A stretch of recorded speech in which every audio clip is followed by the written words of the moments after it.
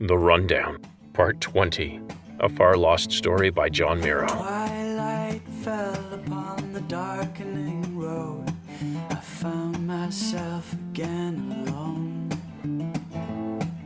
Street lights went out by one, by two, by three. Now reveled in the shadows that had grown. Yes, I reveled in the darkness I had known. The sun was dipping below the Locklaw City wall as Police Captain Addison Yates returned to his seat in the private service ringway car. He locked his face into a neutral expression and carefully avoided any eye contact with the man sitting across from him. Guard Consul Gomersall looked strange to Addison without his black uniform that wasn't a uniform. Even wearing an ill-fitting canvas jacket, slacks and shirts borrowed from police lockers, the man looked wrong. The consul made appreciative sounds now and then as the scrub brush and rolling hills replaced the posh mansions of Chenin Groves.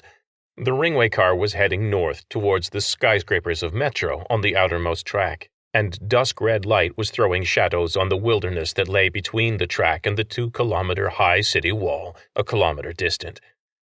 "I never get tired of this scenery," the consul murmured. Addison grunted. The wilderness outside didn't exist for him on this trip. His eyes cycled between the consul, the 2 Haven delegates at the far end of the car, and 4 system guard soldiers, each similarly disguised, each matched by an undercover officer. He craned his neck to peer back to where the 2 Haven delegates sat, back straight, strong jaws jutting out, as they quietly discussed whatever it was they discussed. The older, scarred man looked imposing, even without his Haven Army uniform glittering with medals and epaulettes. General Lehman Tarquis.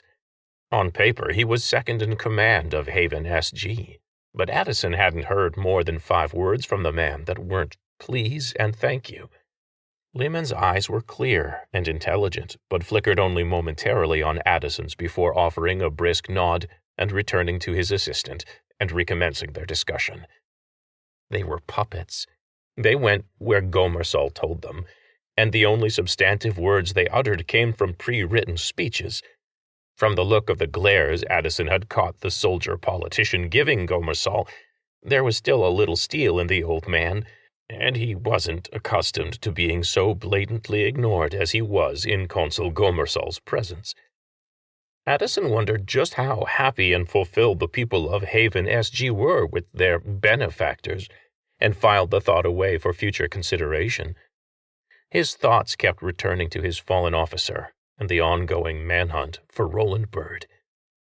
He hadn't even been to see Penny yet, he thought, ashamed of the fact. All because Consul Gomersall wanted to arrange an after-hour meeting to tie up votes for his precious trade negotiations. "You have no idea what you have here," the consul said, his tone different now. Addison glanced his way and saw the man's piercing brown eyes fixed on him, as if judging him and finding him wanting. Addison just grunted and looked away. Gomersall grinned, and Addison had the peculiar feeling the man's estimation of him rose the longer the silence stretched. The consul tented his fingers. "You don't like me very much, do you, Captain Yates?" Yates kept his shoulders from bunching and his face neutral. "I don't have to like you. I just have to keep you safe until you're someone else's problem." Gomersall threw his head back and laughed, blunt and to the point. Typical Locklavian. And so refreshing after a day with those 2. Gomersall tilted his head back at the General Tarquis and his assistant, whispering the last as if he was sharing a secret. Even though he knew better, Addison finally took the bait. Calculating and manipulative, typical system guard, going where you're not wanted and taking what isn't yours. Gomersall leaned in. But we were invited here, Captain. Haven very much values their special relationship with the guard, you see." His face grew animated. "The system guard values Locklaw just as much, and I am proud to advise my Haven brothers in some small way in these momentous negotiations."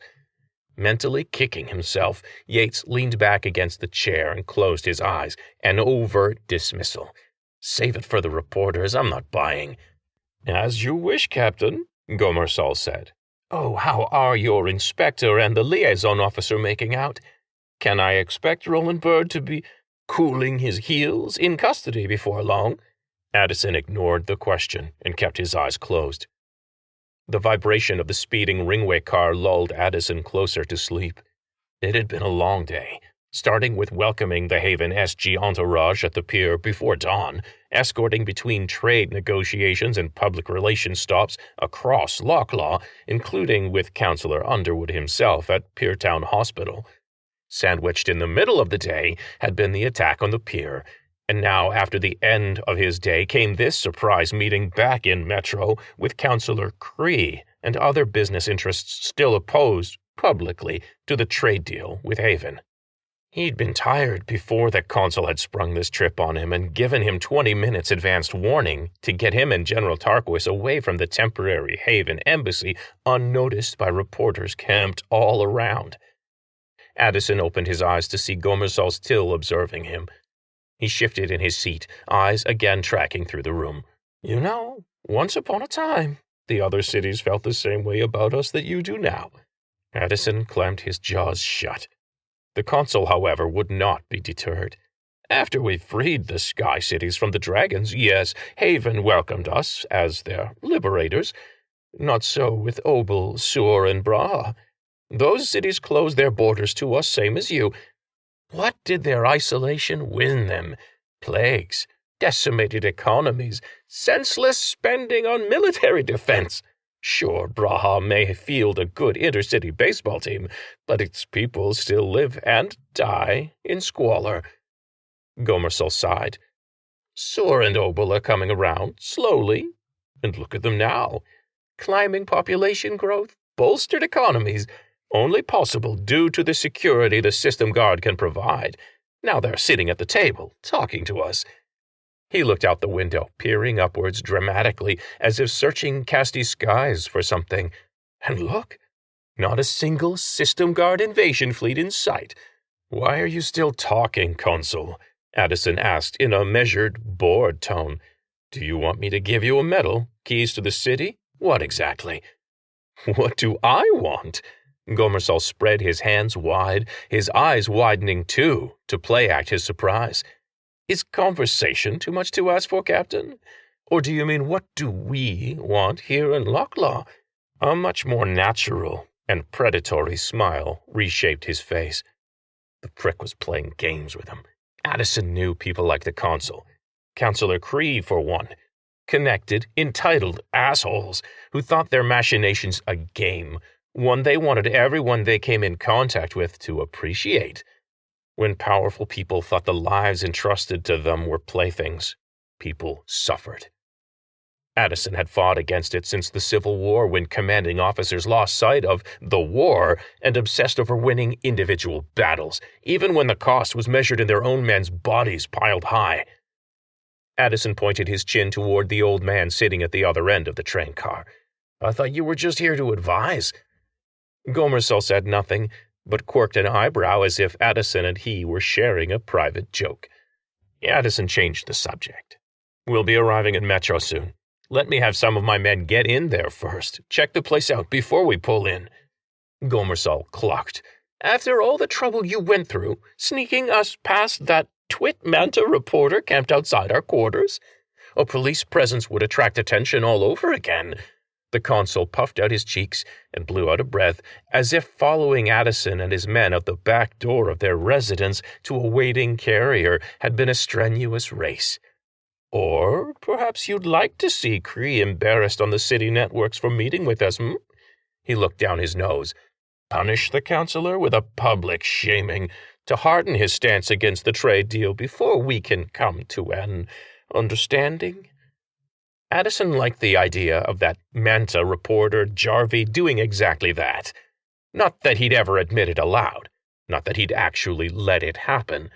Locklaw City Council have the same problems as any government, namely bureaucracy, fat cat special interests, and outright graft and corruption.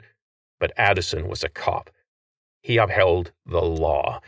He hadn't fought a civil war to overthrow the Tiers just to serve another set of corrupt masters. Addison smiled and let his white teeth show. You're safe with me, Consul. Although I'm on record requesting you take the secured underground track on this little jaunt. And miss out on this view? Gomersall sniffed and looked out the window again, looking visibly bored. I spend too much time in space, and Haven's long since paved over all the wild places. As I said, you have no idea what you have here. And what, we need your help to see what we're missing? Addison couldn't help himself. He was too tired to let the prick enjoy the view. I think we know what we have, and we're smart enough to keep it. Surprisingly, Gomersall didn't taunt him with his shark-like grin again, didn't massage his own words into some new argument. He just gazed at Addison thoughtfully. You think because you purged this city of the Tiers, you can survive the next thing Farlost throws at you? A sad smile and a shake of the head followed. You'd still be meals for lizards if we hadn't bombed the roads between the cities and chased them off. Your city owes your freedom to us, not to some mangy resistance. Gomersall laughed, and Addison's stomach flipped, hearing too much truth in the words. You think us monsters, yes? That the system god will come and make you all slaves, just like you were under the dragons. We're not the villains, Captain. The true villain is all around us. The consul looked back out the window, his voice growing low and thoughtful. Addison found himself leaning forward to hear. The Winter Belt and the Summer Belt were once resource-rich planets. Did you know that?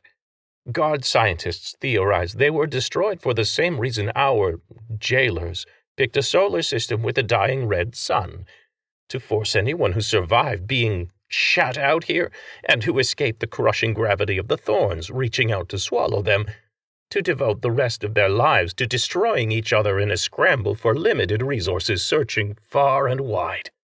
Gomersall's face turned fierce as it turned upwards to the red sun disappearing over the wall. There were other civilizations before the dragons, did you know that? Entire species, all but lost to historical record, ground out of existence by the hungry and the desperate and the strong. A quirk of a smile. Hallis Robeson founded the Guard to protect us, protect all of us, against the real enemy. Confident eyes found Addison's again. Have you ever seen a thorn digest a ship? I have. No one was meant to survive here, Captain. We're not your enemy. Farlost is the enemy. Nature's a bitch everywhere, Yates growled back. I don't pretend to know if there really were jailers, or if Farlost is just the universe's nasty allergic reaction to faster-than-light travel, and I do not care. The Guard, though. I've gone up against you before. Addison kept his voice under control, but just barely. I was raised in the Winter Belt. 3 brothers and 2 sisters and me. We scraped by on salvage, some mining and trade. We survived pirates and all that other shit Farlost threw at us, until a flotilla pushed into our neighborhood and demanded our surrender. For trespassing, in the newest corner of the belt, the Guard decided it belonged to them. Gomersall's eyes glazed over as Addison continued. They sent a boomer after us. A suicide mission to board us or die trying. They killed my father and all my sisters before we got away. Addison was pulled back in his seat as the car began decelerating. We're here, Gomersall answered in his playful tone again. Yours is a sad story, Captain. You could have let us board and signed the articles. You didn't. You can't ignore power when it comes knocking, not without consequences. Your family destroyed itself, really. The consul reached out and playfully slapped Addison's knee. Looking back, letting us wire a bomb in the belly of your ship to guard against future sedition would have cost your family far less, don't you think? Addison froze, shocked silent by the consul's cruelty. The consul stood and stretched. "Thank you for entertaining me on the trip, Captain Yates." He smiled and walked back to the sliding doors. The Metro Ringway platform was packed with city workers heading back to their suburban slices of heaven at the end of their day. The crowd was part of Addison's plan, security through obscurity. Hands at his sides, he flashed the go-ahead sign to the 4 officers making a box around the general, his assistant, and the consul. Addison turned at the waist to look around, feeling the comforting weight of his service pistol tucked into his belt under his jacket. None of the commuters paid them any mind as the group stepped onto the tiles leading off the platform to street level. Gomersall turned around above him on the tiles, hands in his pockets. "So much space here, Captain. So many comforts. So much decadence. Yeah, it must be terrible for you, enjoying the view, complaining about the quality of life here, seeing us do so well without the guard to keep us safe.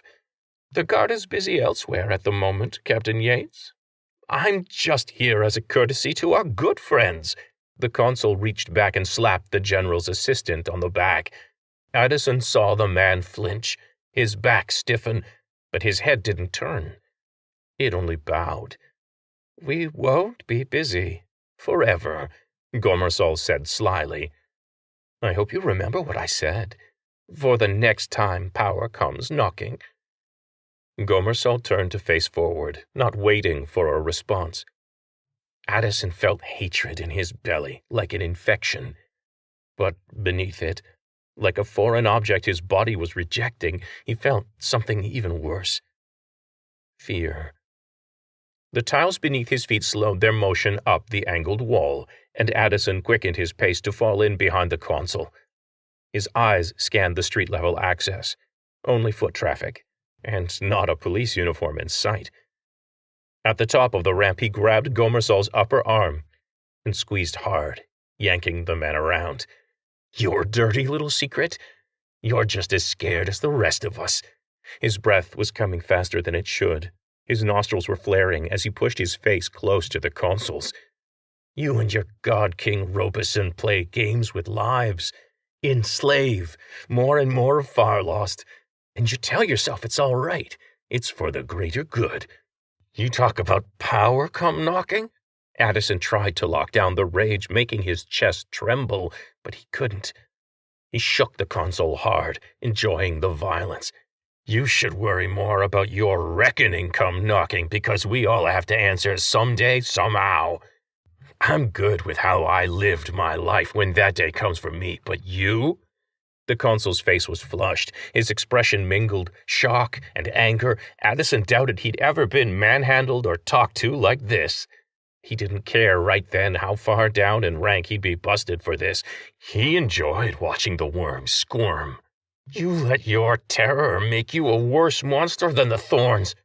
The consul grew still, and just for a moment his eyes betrayed him.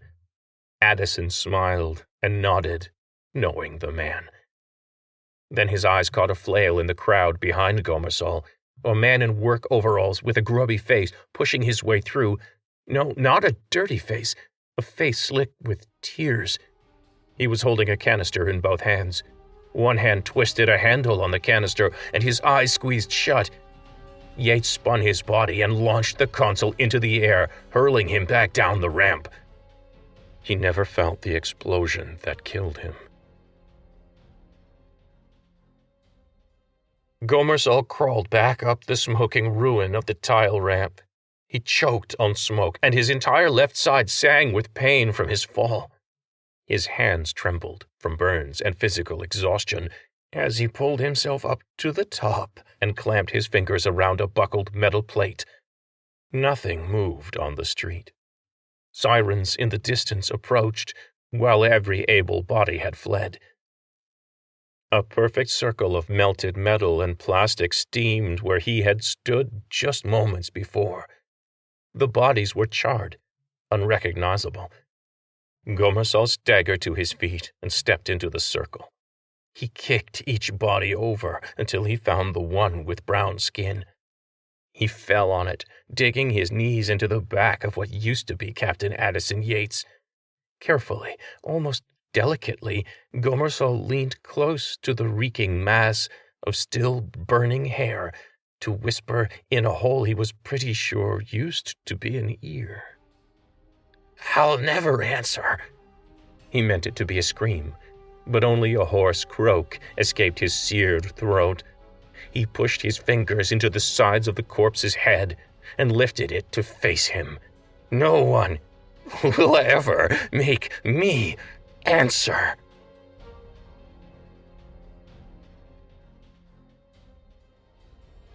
You have been listening to The Rundown, a Farlost story, written by John Miro. Learn more at servingworlds.com. Opening music, Everything Is Not What It Appears, kindly provided by Nate Maingard at natemaingard.com. Closing music, Full On by Kevin MacLeod of Incompetech.com. If you like what you hear, you can become a patron and support more stories at patreon.com/servingworlds. Thanks for listening. See you next week.